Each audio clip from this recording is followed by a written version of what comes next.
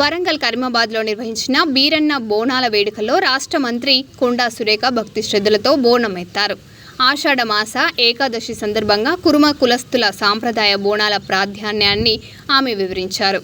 రాష్ట్రంలో సమృద్ధిగా వర్షాలు కురిసి కరువు కాటకాలు తొలగిపోయి ప్రజలంతా ఆయురారోగ్యాలతో సుఖ సంతోషాలతో వర్ధిల్లాలని బీరన్న స్వామిని ప్రార్థించినట్లు తెలిపారు.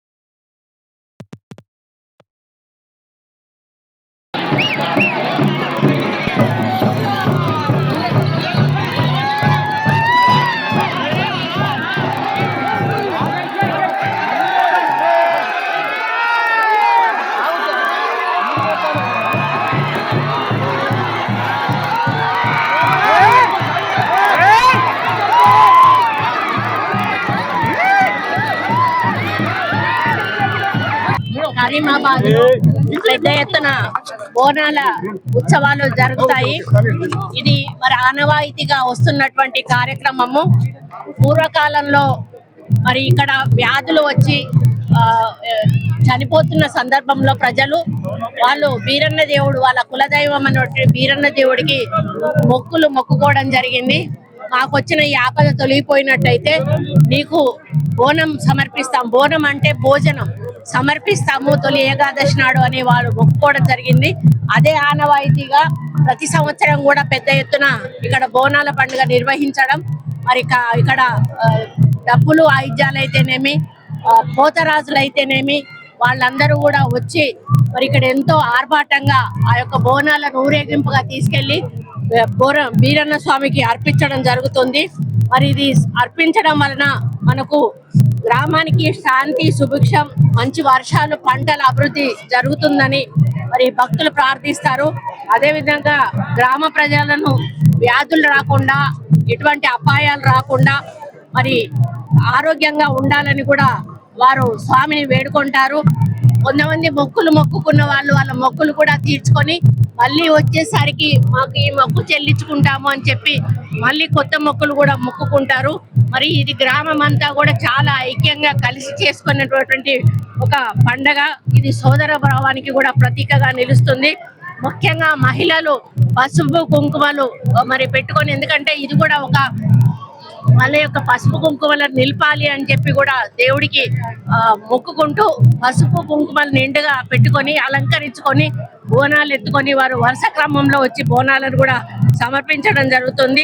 మరి అభిషేకాలు పూజలు పెద్ద ఎత్తున చేయడమే కాకుండా మరి ఊరేగింపుగా వచ్చి మరి ఇక్కడ ఈ స్వామివారికి బోనాలు సమర్పించడం, మరి తొలి ఏకాదశి తోటే ఈ బోనాలకు అనుబంధం ఉంది కాబట్టి అదే పద్ధతిలో పూర్వకాలం నుంచి వస్తున్న అనుబంధాన్ని కొనసాగిస్తూ వాళ్ళు ఈ కార్యక్రమాన్ని పెద్ద ఎత్తున చేస్తారు.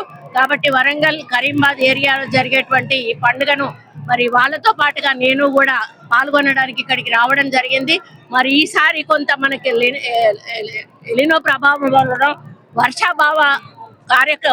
వర్షాభావం ఉన్నందువలన మేము కూడా పెద్దగా దేవాదాయ శాఖ తరఫున వరుణ దేవుడికి యాగాలు కూడా చేస్తా ఉన్నాము.